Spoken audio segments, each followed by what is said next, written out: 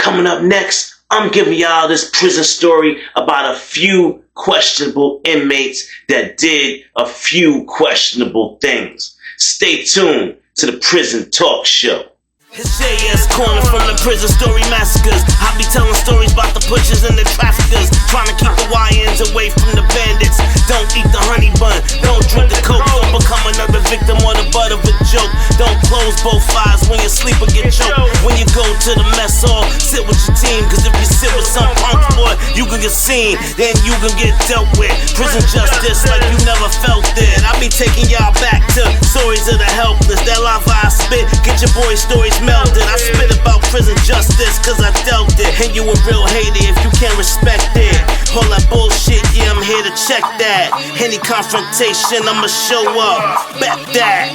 You a real hater, I'm here to address that. When it comes to storytelling, I'm the best at. You a real hater, I'm here to address that. When it comes to storytelling, I'm the best at. A savage, whatever I want to put you get. Whatever I want to get. What up, what up, what up? We are back. Who am I? Jersey Street Corner, and this is the Prison Talk Show, people. So let's get into it. Alright, so let's just set the scene, y'all. It's wreck out. That means you have about 2 hours of so-called freedom. You can either go to the library, get a book, and go back to your cell or the day room, or stay there and read it where it's quiet. You can go out and work out or walk the track, or just chill in the bleachers on the side with your crew. Now, when they call yard out, most people already got a plan. You only get 2 hours, so you gotta use it wisely. This is the time that most criminal activities are taking place in the prison.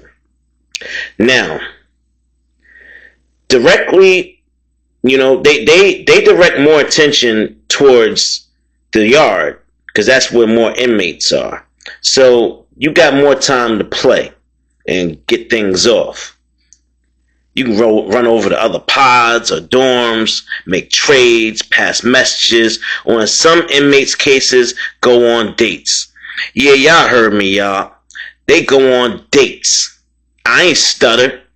Guys would sneak around with a boy from another pod, hoping it wouldn't get back to his pod, or even in some cases, their gang. Oh yeah, y'all, it was gang members on the low down in the prison. They did the unthinkable things they caught nobody would ever hear or see. This story is about a blood named Kelly and another questionable inmate named Rock. Now, Rock was about 6'6", had at least 250 to 275 pounds on him. Big guy, tattoos all over his face and arms. He looked like a killer, so nobody don't really try him. Now, for the last few weeks, Kelly been missing meetings. The Bloods normally link up and pass info or orders or whatever business they had to discuss. It happened on that yard. Kelly been sneaking over to another pod to walk that yard with Rock. Now, of course, the Bloods found out. And when they did, they was happy.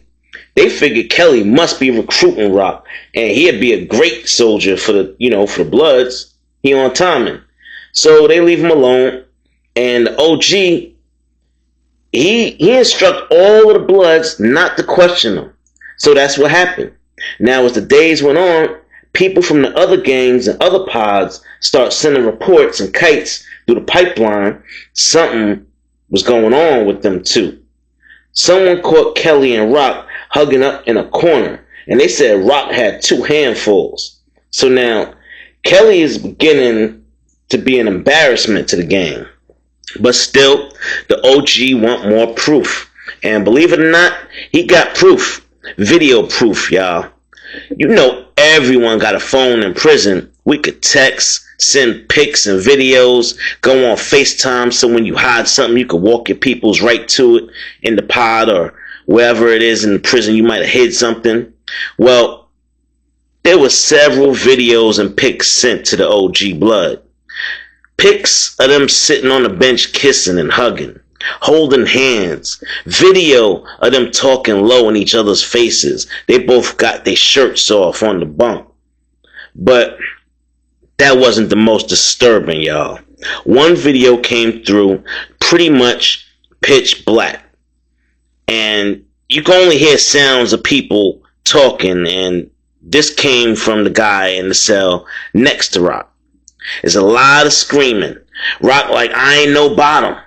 Man, you getting on your stomach. I don't play that. And Kelly telling Rock, nah, man, I ain't no bottom either, man. I thought you wanted this D. And Rock like, look, you ain't leaving this cell till I get off, bro. You better figure it out. After a little fighting and tussling around, the video sounded like this. A savage, whatever I want to put you, get! Whatever I want to get!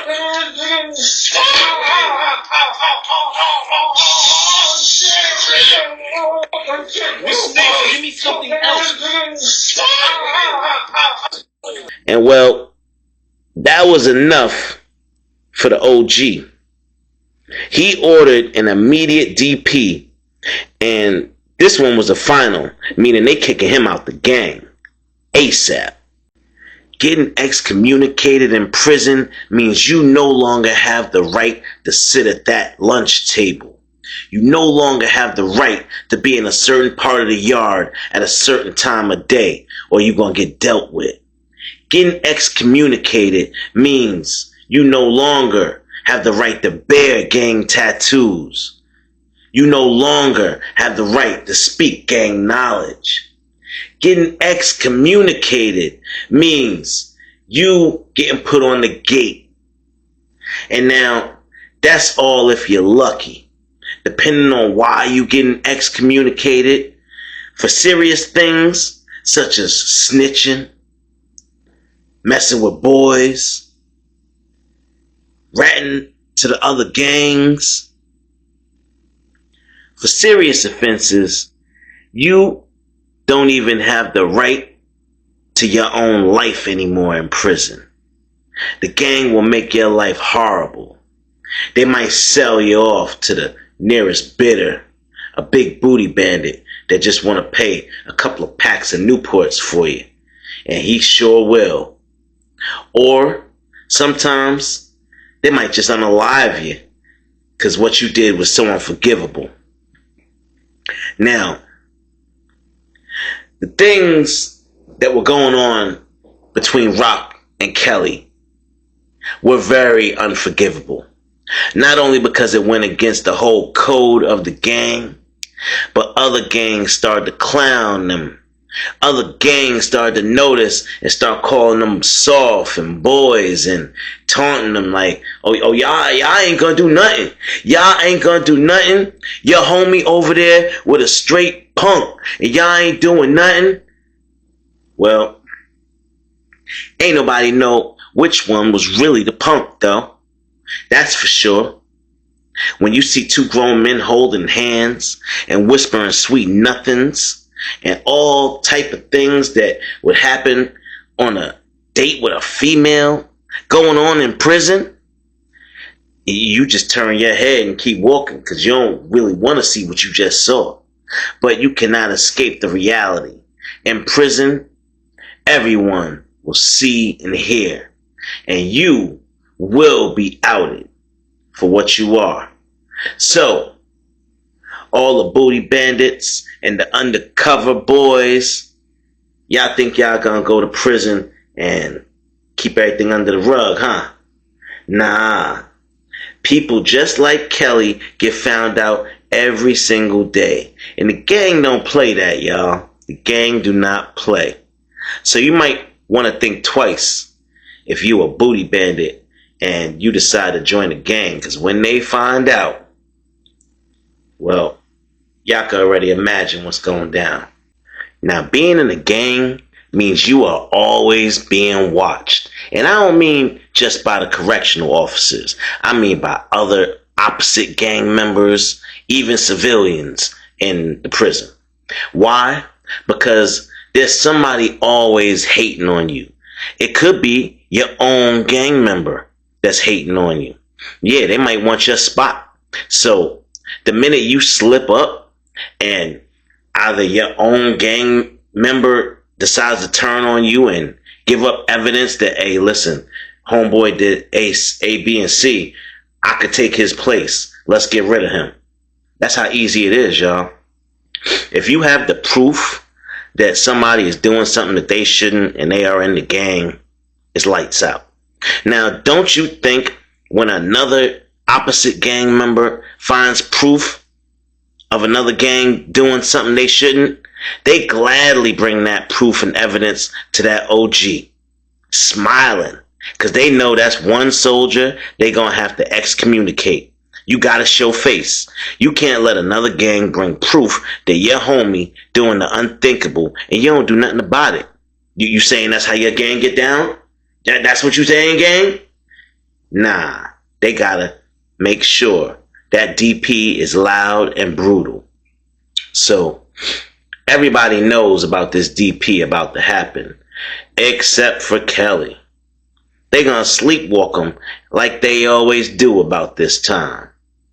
So, they go to lunch.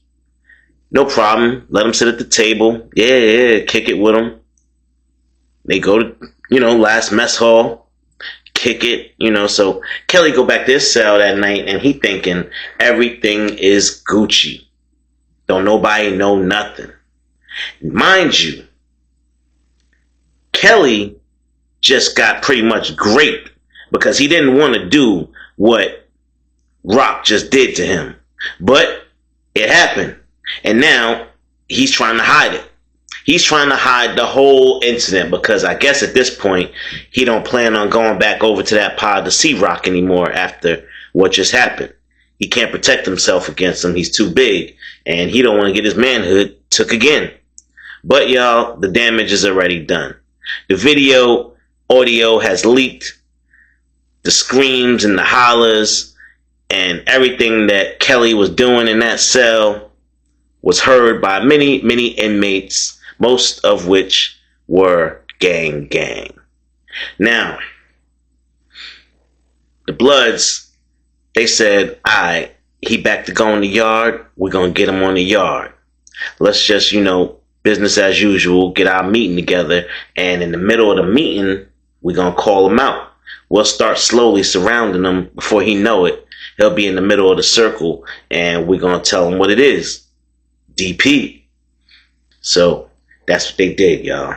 They walked old boy out there to the yard. They on the weight pile. They chilling. Then, then, let's go kick it over in the corner and have our meeting. Now, the corner where they had a meeting at, their side, you can't really see. The guards can't really see. It's like a building kind of sticking out a little bit, whereas a little corner and you kind of could hide back there. That's where everybody went to get fades in and, do their trades and transfers and whatnot. Dig stuff up out the ground, whatever. Which, by the way, is what a lot of people had already done beforehand. Now, why you say dig it up? Because you can't keep going in and out of the yard with bangers. You're going to chance getting caught. If you get it out to the yard, you should probably leave it in the yard. Just leave it somewhere safe that you remember. Now, the Bloods, the majority of them done strapped up. They done grabbed their pokers out the dirt. They ready to put in work. Now, Kelly, he don't notice what's going on. He just think it's business as usual. And they say, OG said, listen, we got something very important to bring to the table today. There's going to be a DP on the yard, and it's going to happen right now. And everybody acting confused and surprised, but they all know what's going on. Kelly the only one that don't. There's been one of you sneaking around another pod with another man. Now, if you want to be a man about it and step forward and take your excommunication like a man, so be it. Because if we have to drag you out and make you talk, it's going to be worse. And Kelly just stood there quiet, y'all. He's sitting there with his mouth closed. He ain't trying to say nothing. He just know they can't be talking about him. Ain't no way in hell they know. The last thing the OG said, I have proof, video, and photo. So I'm going to ask one more time. Are you going to get your bitch ass out of the line and stand up for this beating? Or do we gotta beat it out of you? You gonna tell the truth now or forever hold your peace, sucker? And everybody already had instructions, y'all. Either he stood out like a man or they just jumped on him, period. And they gave him about a good 3 seconds after OG said what he said. He didn't move. He didn't get out of line. Dude standing next to him socked him so hard in the face, cold cocked him. Bow! Next thing you know, pokers came out, y'all. Kelly getting poked up on the yard from all angles. Front, back, side. They got him on the ground. They stomping him out. Stomping his face in the ground. When you ever hear the expression, he got a mud hole stomped in him? Well, that's exactly what it looked like when they was done with him. With all of the red stuff soaked through his shirt. And all of the dirt from the yard. And the feet stomping on his front and back. It looked like he got a mud hole stomped in him. Yeah, y'all. Now, to my recollection, I don't believe they unalived him. Although, I didn't stick around to find out. But I don't recall hearing rumors of him being unalived. What I do recall, if I'm not mistaken, I think after a few months, because he had to go to the infirmary. And after a few months, supposedly, they didn't never bring him back to the pod with all the Bloods. They took him right on over to the pod where Rock was at. And well, from what I remember hearing, his life didn't get any better, y'all.